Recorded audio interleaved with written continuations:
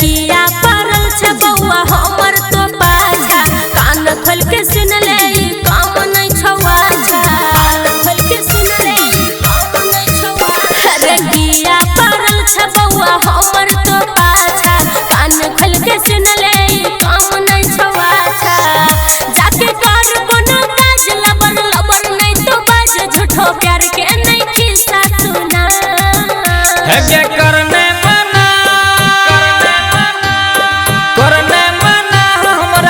के जना जिंदगी भर रखबो दिल के रानी बना, जो जिंदगी भर रखबो दिल के रानी बना,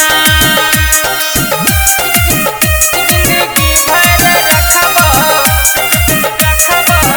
दिल के रानी डीजे बादल राज, डीजे बादल राज, दिल के रानी बना।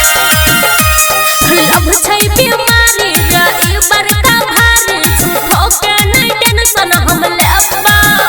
अगर झुमका बनाई देबो शॉपिंग कराई देबो, जे जे कहबी गोरी सब कुछ दिलाई देबो, कहबी गोरी सब कुछ दिलाई देबो। अरे लब छै बीमारी रही बड़का भारी, झूठो के नहीं टेंशन हम लेबा।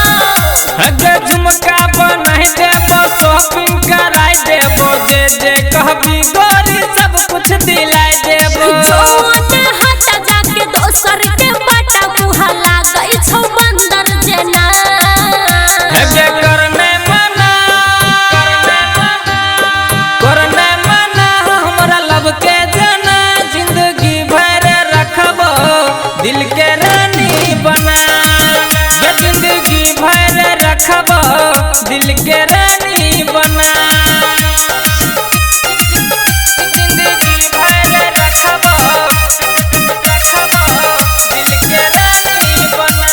रानी बना। अरे होइस के तू देखै छै बात के तू फेंकै छै, झूठो के संतोष सिरहाली। अगर एक बेर कह दे तोरे नाम में लिख देबो पूरा अपन के घरारी, पूरा अपन के घरारी। अरे होइस के तू देखै छै बात के तू फेंकै छै, झूठो के संतोष सिरहाली। अगर एक बेर कह दे तोरे नाम में लिख देबो पूरा अपन के घरारी। उन ज्ञानू यादव कहौ सुमन सोना, बड़का सपना नहीं ना देखा। हेबे करने मना, करने मना हमरा लब के जना जिंदगी भर रखबो दिल के रानी बना, जो जिंदगी भर रखबो दिल के रानी बना।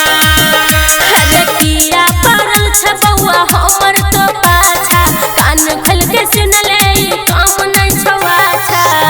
जाके कर कोनो काज लबर लबर नहीं तो बाज झूठो प्यार के नहीं किस्सा सुना हेबे करने मना, करने मना हमरा लब के जना जिंदगी भर रखबो दिल के रानी बना, जो जिंदगी भर रखबो दिल के रानी बना।